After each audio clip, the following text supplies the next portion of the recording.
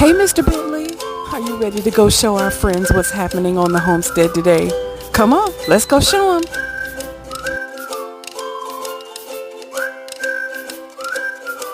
Holy spinach, Popeye. Hello, hello, my PLU homestead family. Well, you know what? Sometimes you just have to be spontaneous and be ready to go with the flow. It's a beautiful 61 degrees here in Zone 8B, and I am feeling the urge to plant some spinach. Well, this amazing wicking tub that I created last year has a little volunteer spinach that survived the whole winter and decided to come up. So guess what he's going to get to do? He's going to get to stay right there. Now, I'm not 100% sure what this is right here, but if it is another volunteer, guess what he gets to do? He gets to stay there too. So easy and fun to be able to do this. I'm just going to go ahead and quickly amend this little wicking tub. And I'll be sharing with you how wicking tubs work and what the significance of this amazing little bottle is right here. But if you have seen them, honey, those of us that are busy and have crazy schedules, you'll be glad that you learned about wicking tubs. Anywho, all you really truly do is go ahead and weed it and then feed it. I'm going to be using an organic bone meal and blood meal to amend this wicking tub, and I'm going to leave it just as it is and let the volunteer plants do what they do and have some fun with it. So I went ahead and just kind of loosened up the soil after watering it and filling the reservoir at the bottom of the wicking tub, trying not to disturb too much of the volunteer plants around. But I'm going to put just probably shake a little blood meal around in here. And then I'm just going to gently work it into the top layer of the soil. Then I'm going to take the the bone meal, and do the exact same thing. And the reason why I'm laying it on top first is because you want to work this in. You don't want to leave it on the top because it'll develop like a crust, which will make it difficult for the water to permeate down into where the action is. So now I'm just going to kind of gently scratch the surface, being very careful not to disturb these little volunteer plants too much. Work it right on in. And if you can, kind of loosen it up down in there. Because what I do is I practice not disturbing it too much. Like I said, I don't want to bury my little volunteer plant until I know exactly who he is in there. But I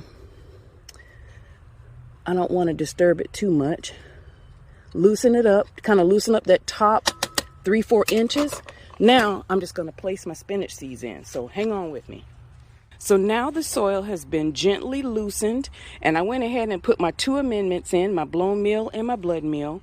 And I did my best not to disturb our little volunteer plants too much, because like I said, I'm not 100% sure what they are. But sometimes seeds don't germinate when you plant them, but they decide to come up later, and I'm okay with that. So I'm going to go ahead and take my seeds, and I'm just going to direct sow them into the wicking tub about 4 to 6 inches apart. And we're just going to pray over them and get them off to a really good start. All right. So since we're going to put 2 in each hole, I'm just going to kind of give them all a little space. So I'm going to put a little divot right here, a little divot right here, a little divot right here. And giving that one a little space, I'm going to put a little divot right here. And then one directly over from this one. So I'm going to put him right about here. And that should be enough for this planter. So 1, 2, 3, 4, 5 holes, giving the little volunteers a little room to do their thing. And I'm going to put 2 seeds in each one. So, all right, take 2, drop them in this one. That way you guarantee or increase your chances of something germinating in that hole. All right, so I'm going to need to take out 4 more and put in these last 2 holes. And then we're going to gently cover them up. I don't know, sometimes you, like I said, I'm doing this one-handed, so I'm using my lap to help me. Okay, take 2 and put them in this hole here. There's 1. Oops. There's 2. All right. And like I said, these may be a little too deep, but that's okay. We're going to raise him up just a little bit because I think he's a little too deep.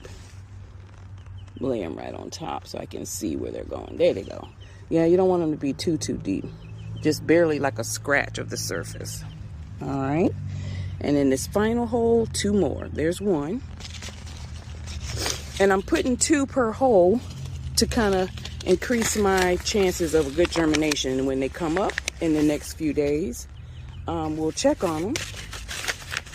And I'll tell you the next step. Okay, so now that we got 2 per hole here, we're just going to kind of gently cover them over.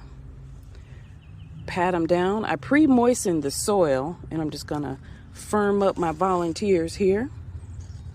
Gently, gently, gently. All right? This one's already kind of, it's got some true leaves on it already. And he, like I said, he's been hanging in there since the winter. So I'm not sure what he is, but we're going to check and see who he is. And now I'm going to take my label, write the name of what we got in here on this label. And this planter will be off and running. I'm just going to water it in really good. And we'll be back. Make sure they make really good contact with the soil around them. And like I said, I'm going to share with you about this wicking tub method that I learned and kind of evolved into my own variation. I've done several different variations of it. And sometimes you have volunteer seeds that decide to just pop up, y'all. And that's the beauty of gardening. You don't have to be perfect. Water that in really good. It will fill up the bottom of the reservoir.